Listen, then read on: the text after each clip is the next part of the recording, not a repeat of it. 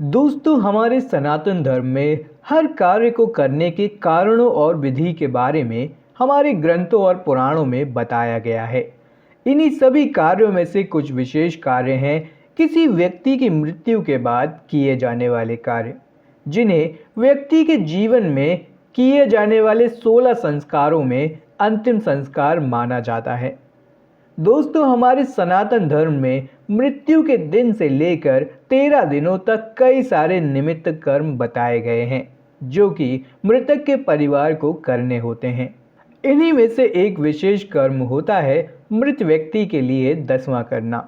दोस्तों, हिंदू सनातन धर्म में 13वीं और 10वां को बहुत ज़्यादा महत्व दिया गया है, लेकिन इन्हें क्यों किया जाता है इसके बारे में कम ही लोग जानते हैं। तो आइए दोस्तों, जानते हैं कि आखिर किसी व्यक्ति की मृत्यु के बाद 10वां क्यों किया जाता है। नमस्कार और स्वागत है आप सभी का हमारे चैनल द दैविक गुरु पर। मृत्यु पश्चात दाह कर्म के बाद मृतात्मा को सबसे पहले 10 गात्र पिंड दिए जाते हैं। इसके पीछे मान्यता है कि यह शरीर का सूक्ष्म रूप यानी कि अंगुष्ठ मात्र होता है और मृतात्मा लोकांतर जाती है। जिसका श्राद्ध नहीं होता वे वायुमंडल में भूत पिशाच बनकर भटकते रहते हैं। इसलिए 10 गात्र श्राद्ध द्वारा चावल आदि के पिंडों में सोम भाग पहुँचाने से श्रद्धा रूप भाग का पोषण होता है, जिनसे पितरों का सोम भाग पूरा होता है और वे चंद्रमंडल तक पहुँचने में सफल होते हैं। यानी कि उनकी आगे की यात्रा के लिए उन्हें पिंडदान आवश्यक होता है। दोस्तों, हमारे सनातन धर्म में तपस्वी सन्यासी आदि देवयान से जाते हैं, अर्थात उन्हें सोम द्वारा सूक्ष्म शरीर के पोषण की आवश्यकता नहीं होती, इसलिए उनका 10 गात्र श्राद्ध भी नहीं होता। पितृलोक के मार्ग में बढ़ते हुए सूक्ष्म शरीर के लिए श्राद्ध कर उसका पोषण किया जाता है और प्रतिदिन कुछ न कुछ देकर उसमें आई कमी को पूरा किया जाता है। दोस्तों, व्यक्ति की मृत्यु हो जाने के बाद दूसरे व तीसरे दिन शमशान से अस्थियां लाकर पवित्र नदियों में विसर्जित की जाती हैं। वहीं 10वें दिन घर की शुद्धि की जाती है। परिवार के पुरुष सदस्य सिर मुंडवा लेते हैं, फिर दीपक बुझाकर हवन आदि कर गरुड़ पुराण का पाठ कराया जाता है। इन 10 दिन घर वाले किसी भी सांसारिक कार्यक्रम में, मंदिर में व खुशी के माहौल में भाग नहीं लेते व भोजन भी सात्विक ही ग्रहण करते हैं। मान्यता है कि मृतक की आत्मा 12 दिनों का सफर तय कर विभिन्न योनियों को पार करती हुई अपने गंतव्य तक पहुंचती है, इसलिए 13वीं भी करने का विधान है। दोस्तों, 10 गात्र यानी कि 10वां वाले दिन ही मुंडन कराने का भी विधान है, जिसके पीछे भी गरुड़ पुराण में विस्तार से बताया गया है। इसके संबंध में हमें गरुड़ पुराण में भगवान विष्णु और पक्षीराज गरुड़ के बीच हुई वार्ता सुनने को मिलती है।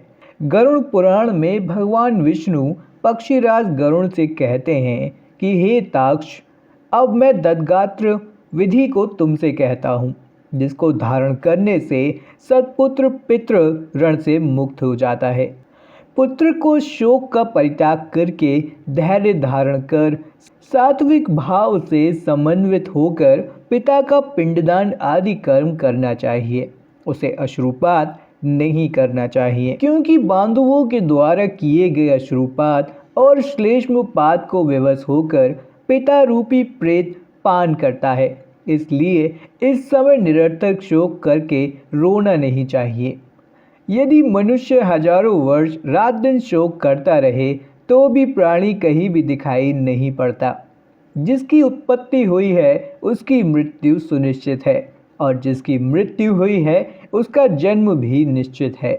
इसलिए बुद्धिमान को इस अवश्यम भावी जन्म मृत्यु के विषय में शोक नहीं करना चाहिए।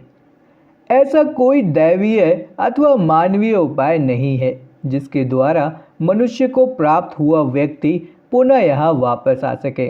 अवश्यम भावी भावों का प्रतिकार यदि संभव होता तो नल, राम और युधिष्ठिर महाराज आदि दुख को प्राप्त नहीं करते। इस जगत में सदा के लिए किसी का किसी भी व्यक्ति के साथ रहना संभव नहीं है। जब अपने शरीर के साथ भी जीवात्मा का सार्वकालिक संबंध संभव नहीं है तो फिर अन्य जनों के आत्यंतिक सहवास की तो बात ही क्या। पितृ मरण से होने वाले दुख के लिए यह पूर्वोक्त विचार औषध स्वरूप है। अतः इसका सम्यक चिंतन करके अज्ञान से होने वाले शोक का परित्याग करके पुत्र को अपने पिता की क्रिया करनी चाहिए। पुत्र के अभाव में पत्नी को और पत्नी के अभाव में सहोदर भाई को तथा सहोदर भाई के अभाव में ब्राह्मण की क्रिया उसके शिष्य को अथवा किसी सपिंडी व्यक्ति को करनी चाहिए। इसी क्रम में भगवान विष्णु पक्षीराज गरुड़ को बताते हैं कि पुत्रहीन व्यक्ति के मरने पर उसके बड़े अथवा छोटे भाई के पुत्रों या पौत्रों के द्वारा दसगात्र आदि कार्य कराने चाहिए। एक पिता से उत्पन्न होने वाले भाइयों में यदि एक भी पुत्रवान हो तो उसी पुत्र से सभी भाई पुत्रवान हो जाते हैं, ऐसा मनु जी का कहना है। यदि एक पुरुष की बहुत सी पत्नियों में कोई एक पुत्रवती हो जाए तो उस एक ही पुत्र से वे सभी पुत्रवती हो जाती हैं। सभी भाई पुत्रहीन हो तो उनका मित्र पिंडदान करे अथवा सभी के अभाव में पुरोहित को ही क्रिया करनी चाहिए। क्रिया का लोप नहीं करना चाहिए। यदि कोई स्त्री अथवा पुरुष अपने इष्ट मित्र की और्ध्वदैहिक क्रिया करता है तो अनाथ प्रेत का संस्कार करने से उसे कोटि यज्ञ का फल प्राप्त होता है। पिता का 10 गात्रादि कर्म पुत्र को करना चाहिए, लेकिन यदि ज्येष्ठ पुत्र की मृत्यु हो जाए तो अति स्नेह होने पर भी पिता उसकी 10 गात्रादि क्रिया ना करे। बहुत से पुत्रों के रहने पर भी 10 गात्र, सपिंडन तथा अन्य 16 श्राद्ध एक ही पुत्र को करना चाहिए। पैतृक संपत्ति का बंटवारा हो जाने पर भी 10 गात्र, सपिंडन और 16 श्राद्ध एक ही को करना चाहिए। पहले दिन विधि पूर्वक जिस अन्न का पिंड दिया जाता है उसी अन्न से विधि पूर्वक 9 दिन तक पिंडदान करना चाहिए।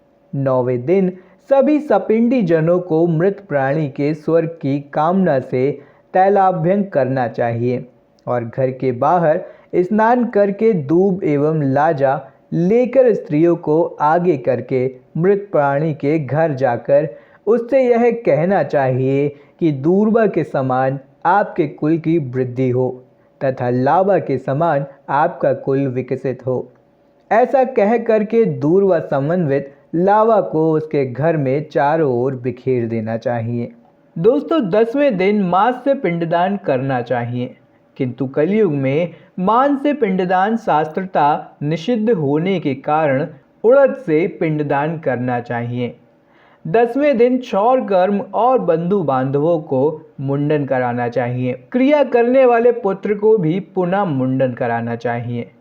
10 दिन तक एक ब्राह्मण को प्रतिदिन मिष्टात्र भोजन कराना चाहिए और हाथ जोड़कर भगवान विष्णु का ध्यान करके प्रेत की मुक्ति के लिए इस प्रकार प्रार्थना करनी चाहिए। ऐसा भगवान विष्णु ने गरुड़ पुराण में पक्षीराज गरुड़ को बताया है। दोस्तों, गरुड़ पुराण के अनुसार मृतक की आत्मा खुद की मृत्यु को तुरंत मानने के लिए तैयार नहीं होती।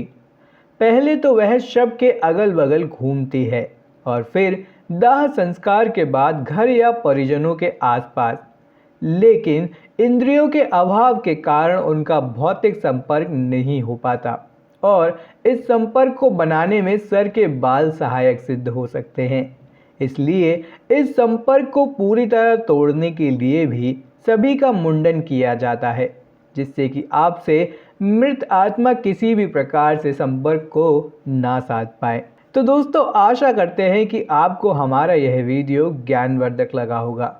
ऐसे ही और भी वीडियोस को देखने के लिए आप हमारे चैनल द दैविक गुरु को सब्सक्राइब करना ना भूलें। वीडियो में आप सभी अंत तक बने रहे, उसके लिए आप सभी का धन्यवाद।